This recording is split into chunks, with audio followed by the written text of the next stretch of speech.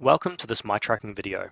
Today we're going to run through the General Settings page, the things that you can change on this page, and how that will affect your MyTrucking experience.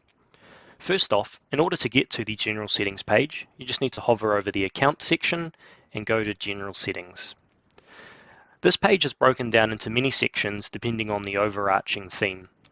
The first one you'll see is the company information. This is where you can make changes to your company name, the contact email address and phone number, along with your logo as well. Some other things that are interesting here are the daysheet report format. So if you are downloading the daysheet for your drivers instead of them using the mobile app, we have a couple of formats here that will change the way that the information is displayed to see if it will best suit your drivers. The next thing as well is the opening screen. So once you log in, this is the page that you will land on. So most commonly we recommend daysheet by vehicle 2, but if you are doing the invoicing or you are the accounts person, perhaps landing on invoicing by date would be the best page for you. The next section that you can enter in is your physical address, so it's just good housekeeping to have that information in there. It also helps the MyTrucking staff to work out exactly where you're located. The next section is the invoice settings. So this is where you can make changes to your due period and also the date that appears on the invoice, along with the way that the jobs appear on the invoice on the line items. My account here is set up with my Xero account, so this gives me the options to change some Xero settings. If you were a MyOb customer, you'd have similar settings here that you could change as well.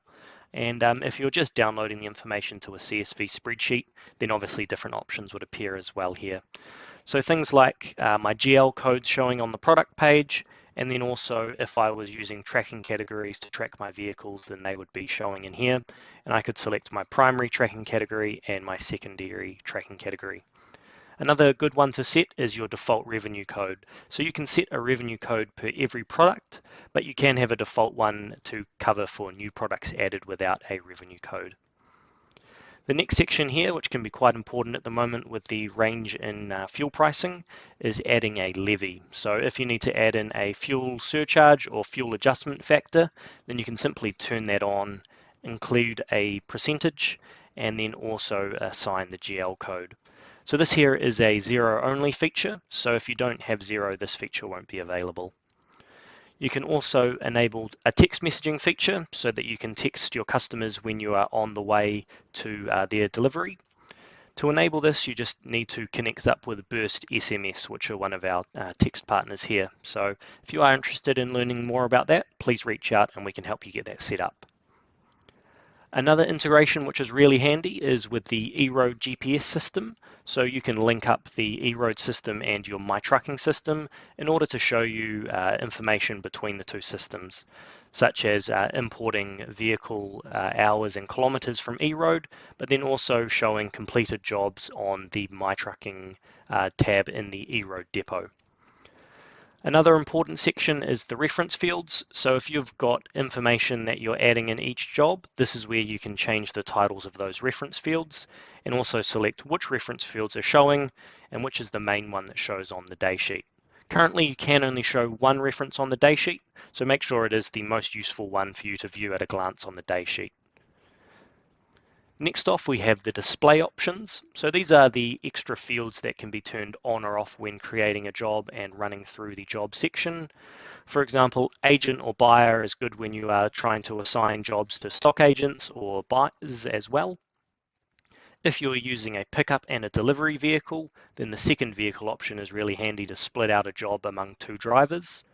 You can also have the order date that the job was created and the order reference number, so that if you were trying to split up jobs to each have their own invoice, you would use the order reference field.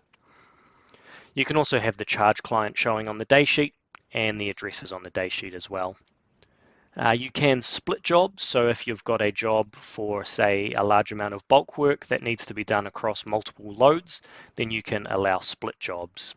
The other one you can do is enable notifications, so that when the drivers get sent a job, it will give them a notification. Please note that notifications only appear if the mobile app isn't open or open in the background as well.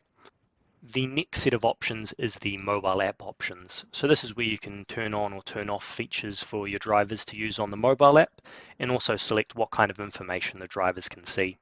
So some really handy ones are including phone numbers, so that if drivers need to make a call prior to delivery, they can do that. And then also start and end time, so you can get the drivers tracking the amount of times they're spending on each job. Then as well, those reference fields that we set up earlier, you can choose which ones are actually shown on the driver's app.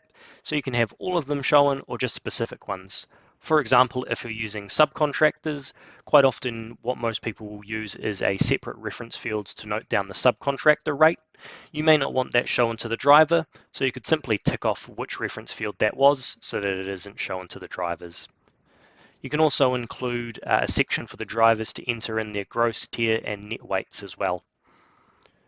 Finally, the last section is in regards to the customer portal. So if you've got your customers using the portal in order to enter jobs, but also view the status of current and completed jobs, this is where you can turn on what features are available for them.